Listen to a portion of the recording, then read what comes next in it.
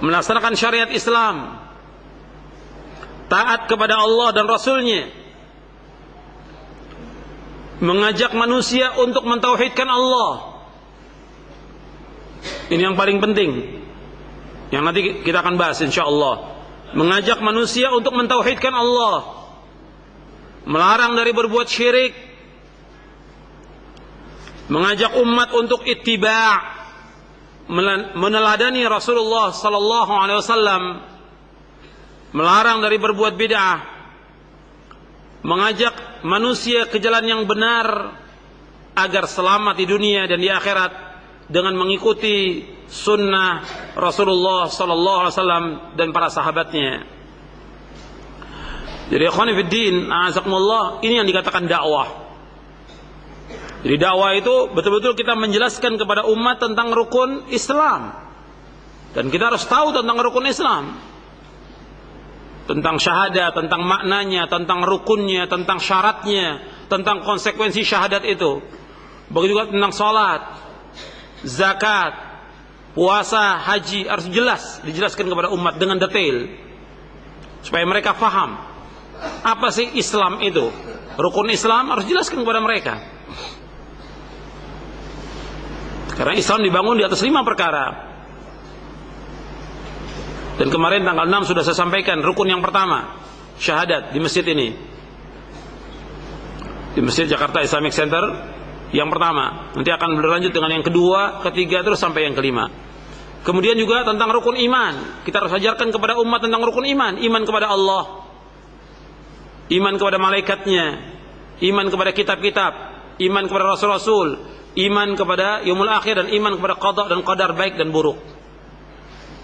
Ini harus kita ajarkan kepada umat agar mereka faham tentang arkanul iman, rukun iman yang 6 ini. Jadi tahu betul-betul mereka meyakini tentang rukun iman ini. Kadang-kadang yang disampaikan oleh para dai sifatnya umum tapi tidak mendasar. Jadi umat bertahun-tahun tidak pernah tahu apa sih yang dikatakan rukun iman, tidak tahu.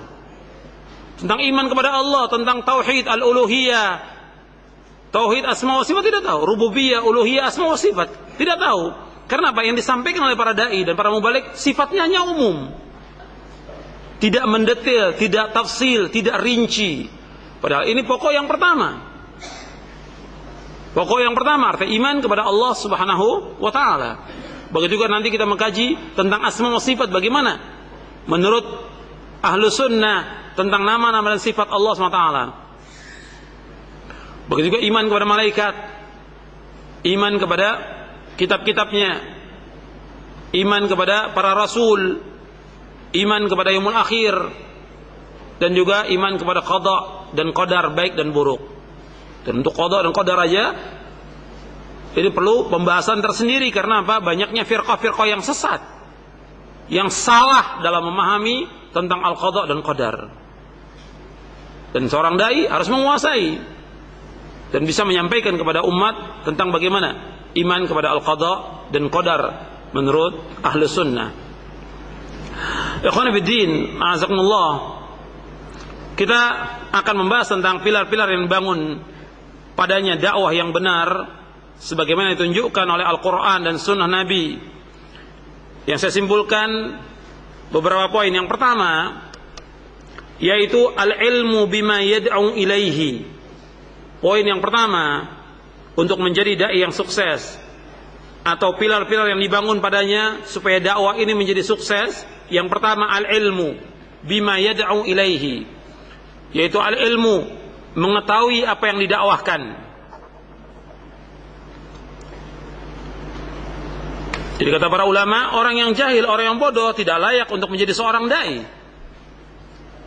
Sebab dia harus mengetahui, dia harus paham tentang Al-Quran was sunnah menurut pemahaman para sahabat.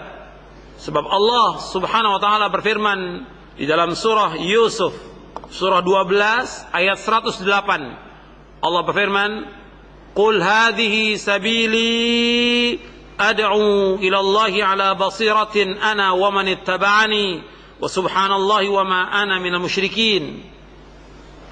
Katakanlah, inilah jalan, inilah agamaku, inilah sunnahku. Aku dan orang-orang yang mengikuti aku mengajak kalian ke jalan Allah dengan ilmu, dengan hujjah. Arti basirah, mengajak umat dengan basirah, dengan ilmu, dengan keyakinan, dengan hujjah yang nyata. Wa subhanallah, maha suci Allah, wa ma ana minal musyrikin, dan aku tidak termasuk orang-orang yang berbuat syirik. Yang dimaksud dengan basirah dalam ayat ini menurut penjelasan para mufassirin yaitu al-ilmu. Tentang basirah dalam ayat ini menurut penjelasan para mufassirin yaitu al-ilmu. Yang dimaksud dengan basirah yaitu ilmu. Jadi seorang dai dia harus mempunyai ilmu, sebab dia akan mendakwahkan kepada umat ini bagaimana umat melaksanakan Islam dengan benar, bagaimana umat beriman dengan benar, bagaimana umat mengikuti Rasulullah SAW, bagaimana umat melaksanakan agama dengan ikhlas karena Allah, bagaimana umat ini melaksanakan ibadah sesuai dengan contoh Nabi, harus dengan ilmu. Begitu juga dia akan menghadapi bukan hanya dai, yang dihadapi juga orang-orang kufar, tokoh-tokoh kesesatan sebagaimana dihadapi oleh para nabi dan rasul. Kalau dia tidak punya ilmu, bagaimana membantah mereka? Bagaimana membantah syubhat mereka? Harus ada ilmu.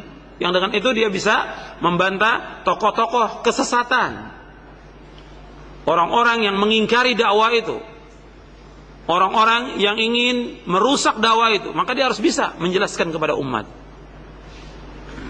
Jadi ilmu ini harus dimiliki oleh setiap dai.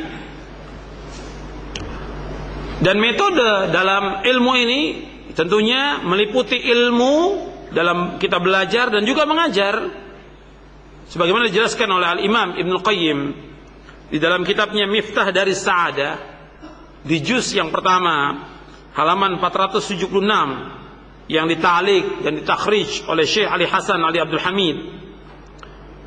Kata Ibnu Qayyim rahimahullah, metode dalam ayat ini meliputi ilmu, belajar dan mengajar. Karena sesungguhnya apabila dakwah menuju kepada Allah merupakan kedudukan yang paling mulia dan utama bagi seorang hamba, maka hal itu tidak akan terjadi kecuali dengan ilmu. Dengan ilmu seseorang dapat berdakwah, dan kepada ilmu ia berdakwah.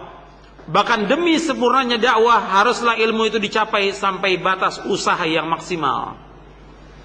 Jadi untuk mencapai kesempurnaan dalam dakwahnya, dia harus betul-betul bersungguh-sungguh untuk mendapatkan ilmu syar'i. Jadi syarat seseorang berdakwah harus berilmu, dan dia paham tentang ilmu syar'i, yang dengan itu ia dapat mengajak umat kepada agama Islam yang benar. Jadi metode ilmiah ini dibangun di atas 3 dasar. Yang pertama al-ilmu. Jadi ayat ini dibangun di atas 3 dasar. Yang pertama ilmu. Jadi faedah dari ayat ini, manfaat atau fawaid dari ayat ini yang pertama yaitu ilmu. Kita harus tahu kebenaran. Ma'rifatul haq, mengetahui kebenaran. Bagaimana kita berdakwah sedangkan kita tidak tahu apa yang kita harus dakwahkan. Orang ini mendakwakan tentang arkanul iman, dia sendiri tidak tahu. Iman kepada Allah itu terdiri dari berapa? Enggak paham dia. Dia mau dakwakan tentang makna la ilaha illallah. Tidak tahu apa sih la ilaha illallah itu, maknanya apa? Rukunnya ada berapa? Syaratnya ada berapa? Bagaimana dia akan berdakwah? Dia sendiri tidak tahu. Begitu juga tentang makna Muhammad Rasulullah SAW. Apa konsekuensinya? Dia harus tahu. Sebagaimana dijelaskan oleh para ulama ahlu sunnah dengan dasar Al-Quran dan sunnah Nabi yang sahih. Jadi dia harus tahu. Ketika dia akan mengajak umat ini, dia harus tahu. Seperti dia umpamanya mengajak orang untuk sholat, dia harus tahu tentang masalah wudhu. Bagaimana cara wudhu Nabi, sifat wudhu Nabi, bagaimana. Begitu juga ketika dia mengajak umat untuk sholat yang benar sesuai dengan sunnah, bagaimana. Sebab Nabi bersabda, "Shallu kama ra'aitumuni usalli." Salatlah kalian sebagaimana kalian melihat aku salat. Bagaimana cara salat Nabi? Dengan dalil dari Quran dan Sunnah. Dia harus tahu dulu sebelum dia dakwakan kepada umat ini. Jadi itu yang pertama al-ilmu. Begitu juga nanti yang lainnya, semua harus tahu dia. Begitu juga tentang masalah puasa, masalah haji. Sebab Nabi mengatakan, "Litakhudhu anni manasikakum." Anda akan mengambil catatan